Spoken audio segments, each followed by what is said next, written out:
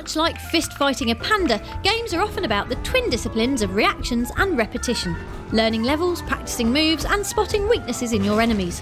But every so often you encounter something that feels like a tear in the arse fabric of reality. The gaming equivalent of waking up one morning and discovering your eyes have turned to hummus and that you're living in a giant fondant aardvark. That's why it's time to pop on your gherkin hat and climb aboard the monkey cycle as we pedal around our 6 weirdest gaming moments. Slipping chemicals into your drink first is Batman Arkham Asylum. Not only does the game do a perfect job of recreating the mechanical effectiveness of The Dark Knight, the villains are equally awesome. But it's the Scarecrow's hallucinogenic torture that really jangles the nerves, showing a dreamy nightmare of body-bag parents and a 50-foot version of Dr. Jonathan Crane, who leaves Bruce Wayne scrabbling in his utility belt for the bat balloon. I released my finger. Up next is Max Payne. And then it was Rockstar's gritty shooter is festering with enough real-life nastiness to make even Kane Lynch need a cuddle. Grimy apartment buildings, painkiller addiction, murdered families. But it takes a turn for the mental when Max is overdosed with the head-fudging drug Valkyr and begins to hallucinate that he's trapped in a video game. funny as hell. It was the most horrible thing I could think of. Oh, Max, things are about to get a whole lot worse.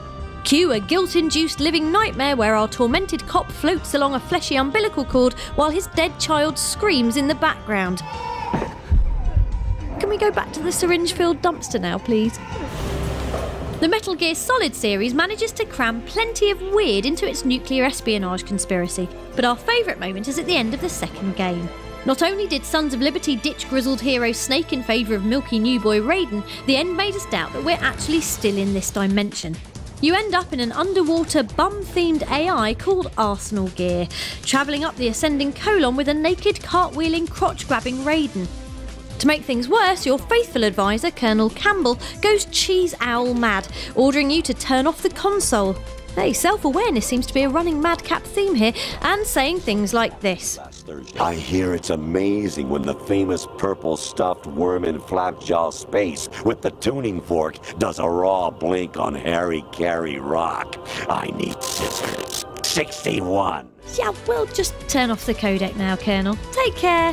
Bye. Attention! What's weird about Bishi Bashi Special?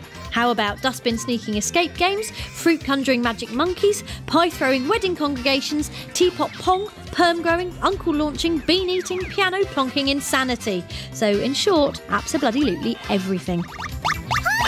Games are full of badass teams of assassins, nothing unusual there, but the characters in Killer 7 are resurrected by wheelchair-bound Harmon Smith, who's able to transform into any of them. Yes, really. Nothing about this game makes any sense. Not this guy, nor this smiley creep, or the fact that you exchange bags of blood for stat-boosting goodness. Did we mention the rubber-bound helper gimp with an unpronounceable name? Every good home should have one. Which finally brings us to a game that makes most nightmares feel like a children's book about ponies, Silent Hill 2. It's essentially a horror game, but the most unsettling moments come from surreal, inexplicable things like descending to an underground prison and getting lost in the twisting labyrinth of tunnels and jumping into your own grave while miles underground. Even after playing it again, we have no idea what the Sam Hill is going on. Can we wake up now, please? Join us again in the future for more, oh gosh, my knees are on fire, I'm a trifle called Jeremy Papoose, FirstPlay features.